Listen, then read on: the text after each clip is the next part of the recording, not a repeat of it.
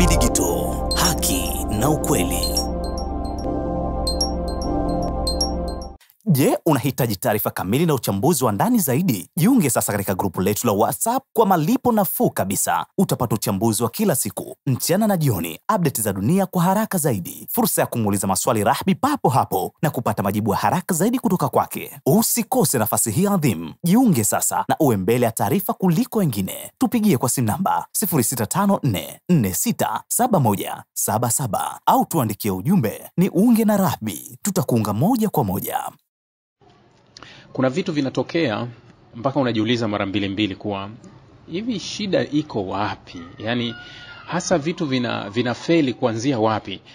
Lakini ukifuatilia mambo mengi utagundua kuna vitu vingi sana ambavyo huenda labda tulikuwa hatujaviona au kutokana na umri wetu, au vitu vingi tunavihisi kama ni vipya sana vimekuja. Jamani, leo ni siku ya 590 toka kuzuka kwa vita ya Gaza. Hizi siku 590 zimetuonyesha kila aina ya rangi ya watu, jamii na mataifa. Kila rangi tumeiona ya watu husika kutoka sehemu moja kwenda sehemu nyingine. Tumejionea kwa upana mkubwa kabisa. Taarifa niliona juzi jana, lakini sikutaka kwanza kuizungumza, nikasema ngoja niangalie ilivyo. Nimeiona tena, nimeikuta kwenye Middle East Monitor. Inasema Morocco host Israel military unit responsible for killing 15 medics in Gaza. Kulikuwa kuna mazoezi ya kijeshi kati ya nchi kama 20 yalikuwa yanafanyika kule Morocco.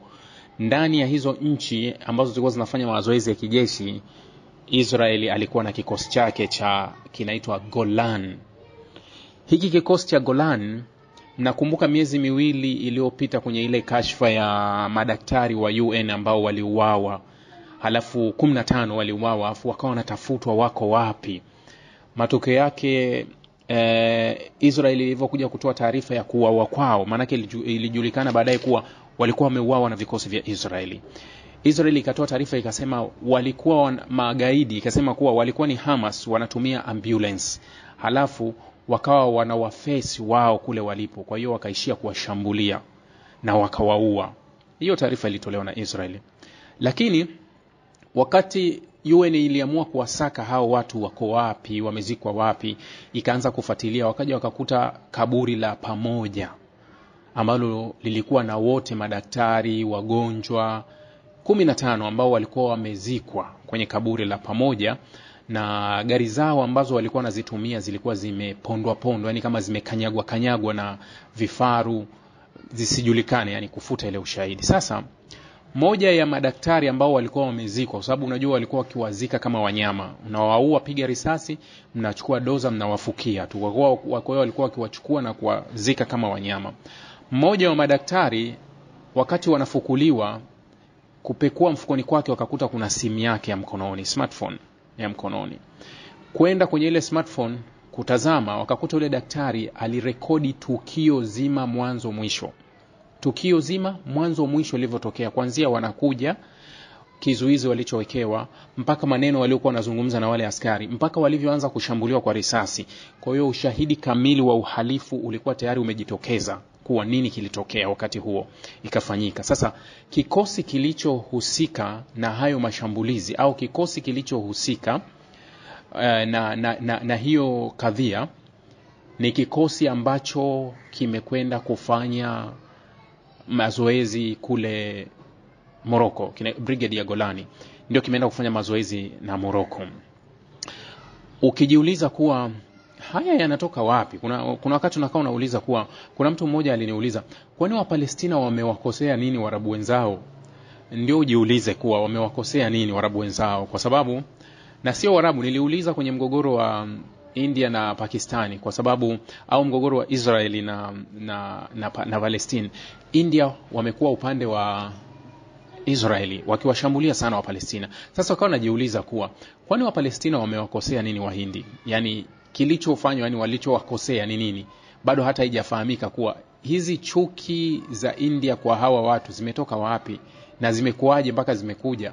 Yani nani kazua haya ya kuzua mpaka kuleta hizi chuki zinavyotokea huko. Sasa ndio unakaa unajiuliza mara tatu kuwa Morocco, hii chuki kwa Wapalestina kwa Morocco imetoka wapi? Kwa sababu Morocco niliwaambia kwenye ile kuwa wao waliruhusu meli za silaha kwenda nje ya kuwa Hispania alikataa, Morocco aliruhusu. Lakini kitu kimoja unatakiwa ufahamu kuwa moja ya nchi za Kiarabu zenye idadi kubwa za Wayahudi wengi wanaounda Israeli ya sasa ni Morocco. Yaani Wayahudi wengi waliohama kutoka Mashariki ya Kati kwenda Israeli ya sasa walitoka Iraq, Saudi Arabia, Iran, Morocco. Hizi nchi ndio zilitoa idadi kubwa zaidi ya Wayahudi ambao walikuwa wakiishi hapo kabla huku. Kwa Iraq kidogo walitoka kwa makadhia, wengine kama vile kuna story nyingi nyuma ya hiyo kuhusu Iraq. Ukienda kule kwenye group la kuchat utakutana na kina Paris na mwenzake Salim na wengi, utajifunza mengi, utaona mengi, watakupa kwa nini kilitokea. Na Salim mara kadhaa huwa anazungumzia kuhusu Wayahudi kutoka Iraq, sababu iliyowafanya kutoka. Yani walichokuwa masinagogi yalivyokuwa yakilipuliwa, kina nani walikuwa wanalipua yale masinagogi, baadaye wakaja wakakiri kina Ariel Sharon wenyewe kuwa hujuma tulikuwa tukizifanya wenyewe, hali ya kuwa tumevaa mavazi yale ya Kiarabu ili kuonekana kama sio sehemu sahihi ya Wayahudi. Unajua Wayahudi wa Mashariki ya Kati, kwa sababu Israeli ilianzishwa kwa ugomvi, kwa utata, wakawa hawataki kwenda. Wengi wakawa hawataki kwenda kwa sababu wakaisi nchi tutaishi kwa uadui na uhasama mkubwa, kwa sababu misingi ya kuanzishwa kwake haikuwa salama. Kwa hiyo Wayahudi wengi waliokuwa Mashariki ya Kati wakaona bora tuendelee kubaki kuishi na hawa Waarabu huko pembeni ili yaishi. Sasa wale walioanzisha State of Israel, kwa sababu ilikuwa hakuna watu na wenyewe wana shida na watu Wayahudi waende pale ili wapate nguvu kubwa zaidi ya kupambana, wakaanzisha hujuma kwenda kwenye nchi ambazo zina Wayahudi, kuanzisha mashambulizi kwa jamii hizo, yani wao kwa wao kuanzisha mashambulizi. Halafu katika yale mashambulizi wakianzisha wanahusisha kuwa mashambulizi mnafanyiwa na serikali hizi za Kiarabu.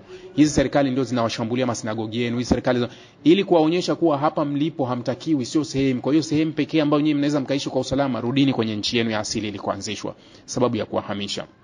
Kwa hiyo Wayahudi wengi walitoka Morocco.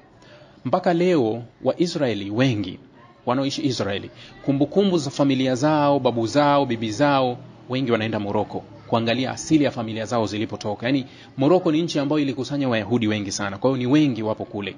Sasa Morocco ni kama vile iko nje kabisa ya lile azimio la 3 la Waarabu, azimio namba 3 la Waarabu la mwaka 67 lile la Khartoum, ambayo Morocco anaonyesha vitendo kama wengine wanavyoonyesha vitendo tu, kuwa hatuko kabisa na hili azimio la sijui hatutozungumza na Israeli, hatutotambuana na Israeli, hatutaanzisha uhusiano na Israeli, sisi tuko nje kabisa ya hili. Kwa hiyo unakaa unajiuliza tu kuwa kama ukiangalia katika kipindi ambacho unaweza kusema kuwa umma wa Kiarabu unaishi kwenye fitna kubwa kabisa, basi ni kipindi hiki ndio wapo kwenye kilele cha fitna, yani kilele cha juu kabisa cha fitna ambacho yes kimekaa kwa kiwango cha hali ya juu sana kwenye fitna yao, na umma umegawika kweli kweli. Lakini si kwamba eti hivi sasa kuwa ndio wameanza. Ndio maana nawaambia kuwa ukiwa kwenye group chat, group la kuchati la Rahbi kule, ukikutana na kina Salim na kina Paris na wenzao,